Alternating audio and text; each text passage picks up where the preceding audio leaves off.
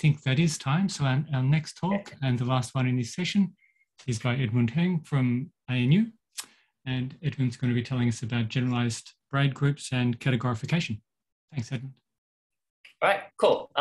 Thank you for the introduction. Once again, my name is Edmund. I'm from the ANU. I'm a PhD student under the supervision of Tony Licata. So today, I'll be telling you about the groups, a class of groups that I care about, which are known as the generalized braid groups, or also known as the out-integers group. And I'm going to tell you a little bit about how categorification and dynamics can be used to actually study these groups. So to start off with, okay, what are the generalized braid groups? So these groups were introduced by Tits in the 1960s, and they're basically groups defined by labeled graphs. So meaning I'll give you a graph and you'll be able to write down some sort of presentation, and that group presentation defines the group. So instead of giving you the very precise definition of what it is, I'll just give you a few examples to keep in mind throughout the whole talk. So the first example that we're looking at is this A3 graph, which is a very simple graph. There's exactly 3 vertices, and the vertices are just connected through a straight line this way. So the way that we define a generalized braid group out of this graph right here is, first of all, for each of the vertex that we have, we will have one generator for it. So we have 3 vertices, 1, 2, and 3. We'll have exactly 3 generators, S1, S2, and S3. And the relations are given by something like this. Every time when 2 vertices are connected by an H that looks something like this, you can imagine that there's a 3 that's hidden right here. Really, it's just by convention. Some people do write it out, some people don't. But this 3 right here just means that there's this alternating 3 relation, or a 3 braiding relation that's going on. So if 1 and 2 are connected by an H, then I have this S1, S2, S1, so length 3 alternating relation is equal to S2, S1, S2 right here.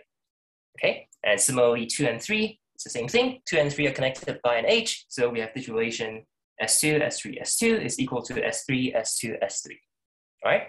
And if they're not connected by anything, so something like this, again, you can imagine that they're actually connected by a label 2, which just means that they commute.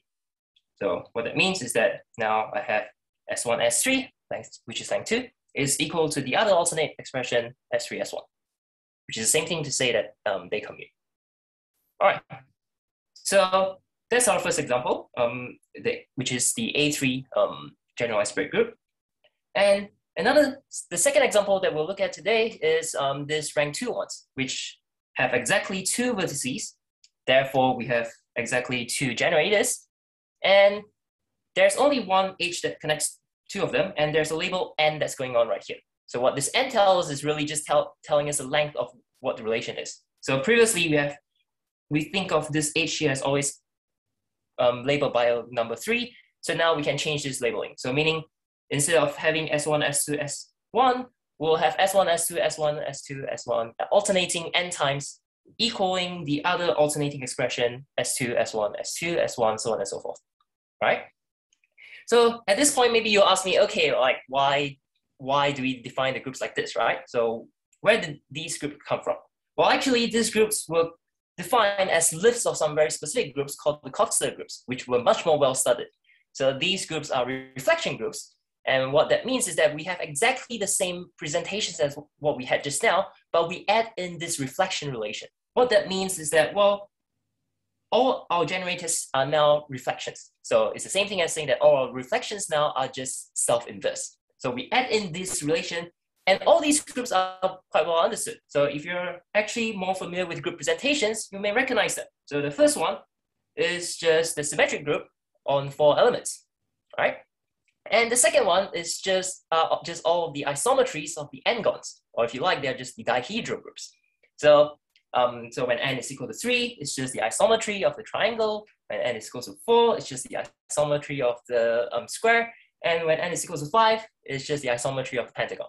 Okay, and I'll just quickly mention also that since I think some of the talks later on is going to talk about Lie groups and Lie algebra stuff, they also contain the wild groups, which were quite important in the classification of semi-simple Lie algebras. Okay, so as you can see, compared to what we have just now, these groups are quite well understood and they have nice geometric understanding of them. So if we look back at what we had just now, the first one, the type A3 one, also has a quite well geometric understanding. So previously for the symmetric group, if we just think of them as lines on the plane, which tells us how we swap the elements around or how we permute the elements around, then if we remove this reflection relation here, what we've done essentially is just something like we went from something two-dimensional to three-dimensional, and instead of lines in the plane, we've connected things as strings in 3D. Okay, and this is what we call the braid groups, and hence also the name generalized braid groups. For the type A, for the type A ones, the generalized braid groups are just the standard Artin braid groups, which are just classical strings on three-dimensional space. Okay, so these still have quite geometric understanding of them.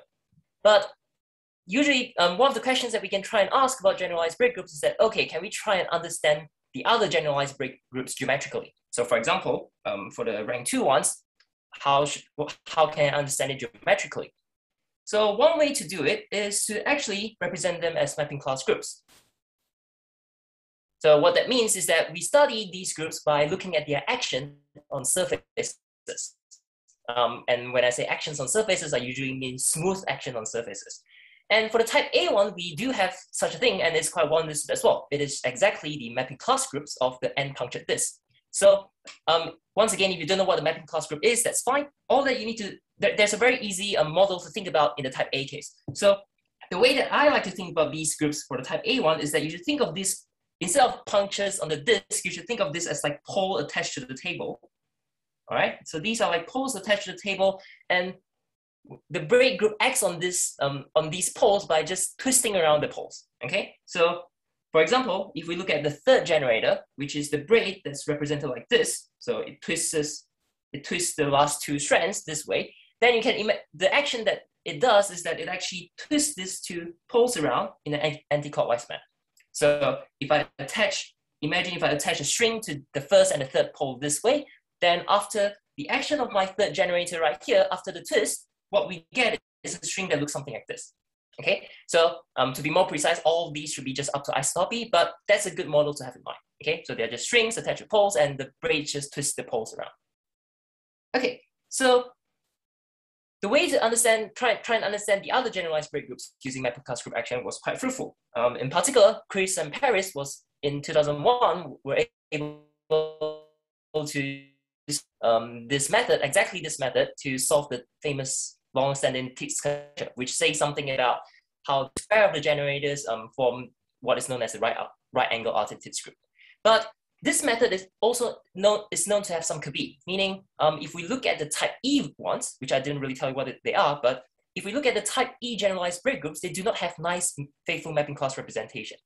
By nice, what I mean is that if we try and send a generator to a Dane twist, which is exactly what I've shown you just now right here, so this is what we call a Dane twist. If I try and send any generator in my mapping class group, any generator in my type E generalized braid groups to a Dane twist of some mapping class group of a surface, then that action cannot be faithful. Okay, so it makes it, so since these Dane twists are actually like basic building blocks of a mapping class group, it makes it really, really hard to construct faithful representation. And in particular, as far as I know, I don't think it is known, it is still an open problem whether or not it's actually possible.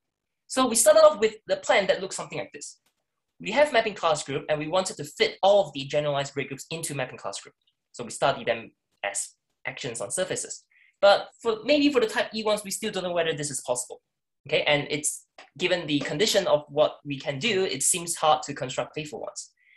But the idea that I'm trying to sell today is that, well, actually, maybe we should try and look at something a little bit bigger, meaning we'll try and look at a class of groups which contains both of them. And these class of groups are known as the autoequivalence groups of triangulated categories. So I won't really go into much details about what triangulated categories are, because that will take probably another 2 hours or something like that.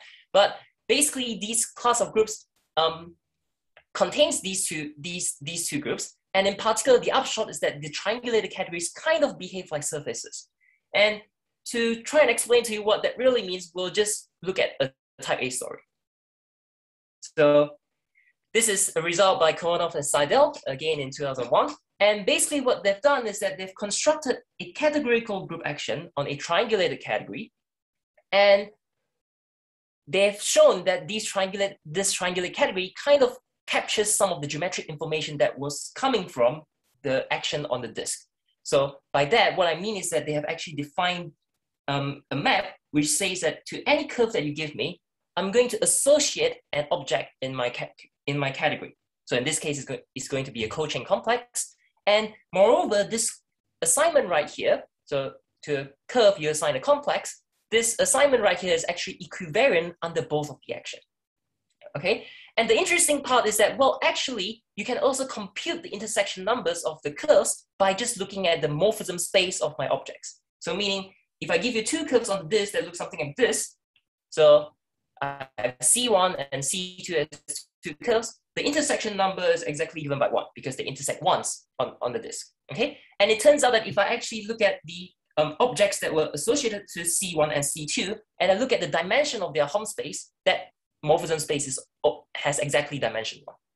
Okay, so it captures a lot of this geometric information that was coming from the action of the disk. And this whole thing turns out to be just a very small story about a very deep connection between two things, which are triangulated categories and surfaces.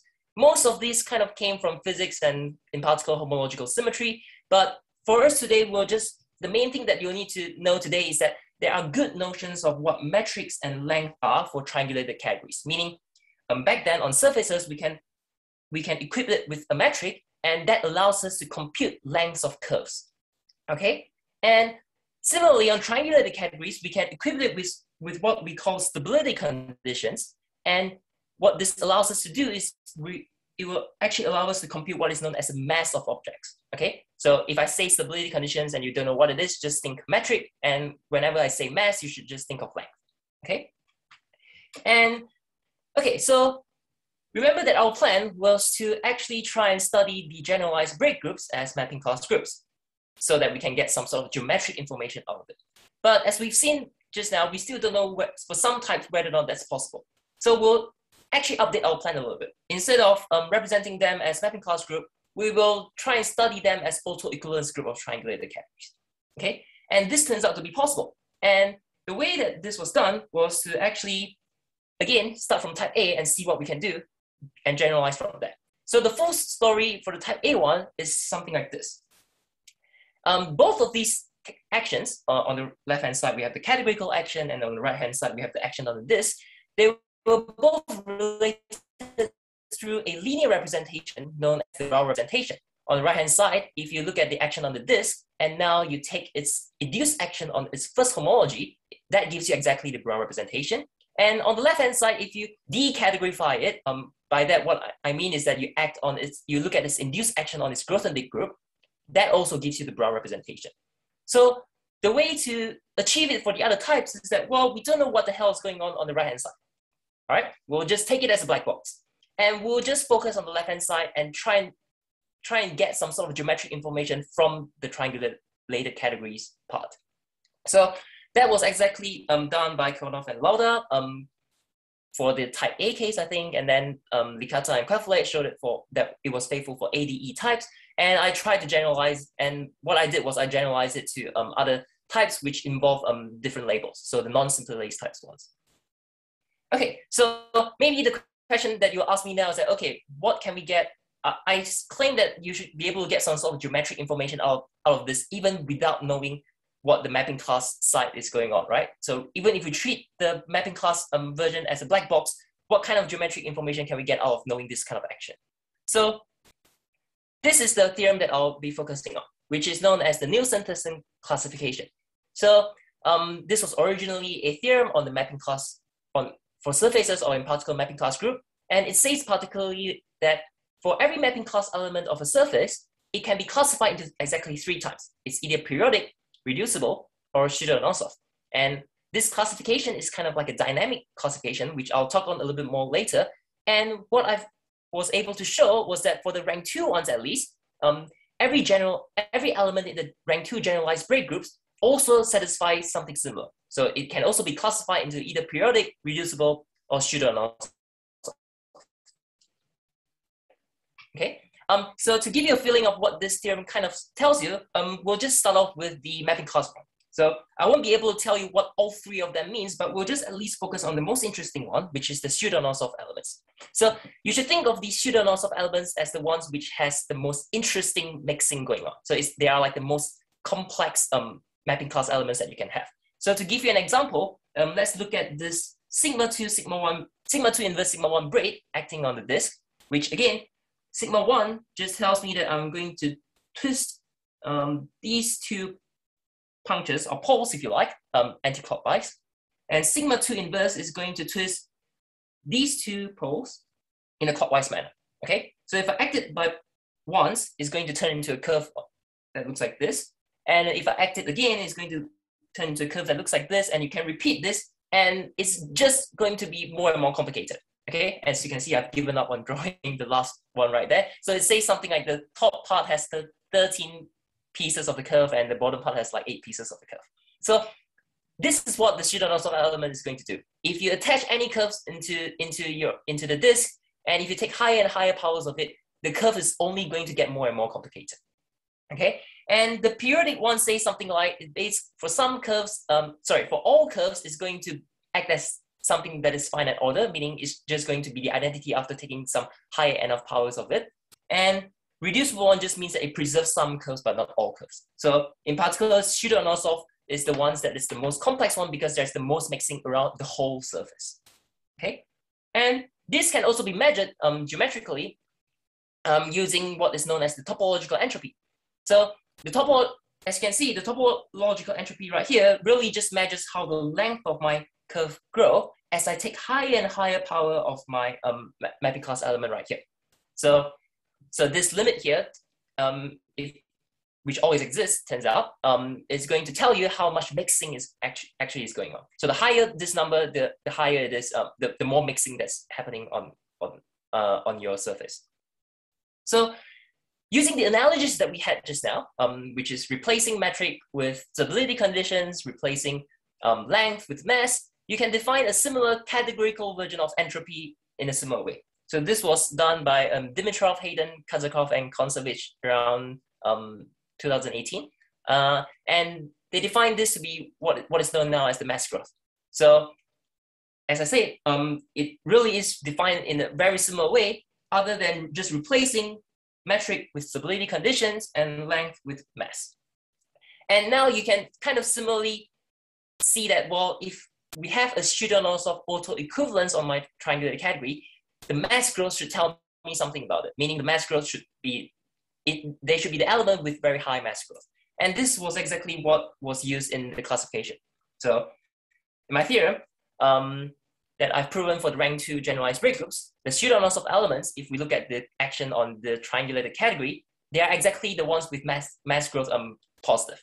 So remember that because the reason why this seems kind of small is because we've already taken the logarithm of this. So positive mass growth is already exponential growth, okay? And these two right here, the periodic and the reducible one, turns out to have 0 mass growth, okay? And there are some other ways of differentiating between these two elements right here, but I won't go into too much of details right there. But this classification, again, I just want to emphasize it is some sort of dynamical classification, which if we think about them as mapping class groups, they really are just looking at how the length of curve grows on the surface. Okay, cool. So that was one of my main theorems in my thesis, and I guess the other directions that one can look at now is to look at whether or not it's possible to have a Nielsen-Thurston classification for the other types. So what I was able to do was for the rank 2 types, and I'm currently working on the rank 3 and higher ranks with my supervisor and another colleague of mine, and we're still trying to see if it's actually possible to come up with a similar Nielsen-Thurston classification for them. Even more generally, it's a very interesting question to ask whether or not it's possible to have a Nielsen-Thurston classification for just autoequivalence group of triangulated categories. With appropriate assumptions on our triangulated categories, maybe we can achieve something quite similar.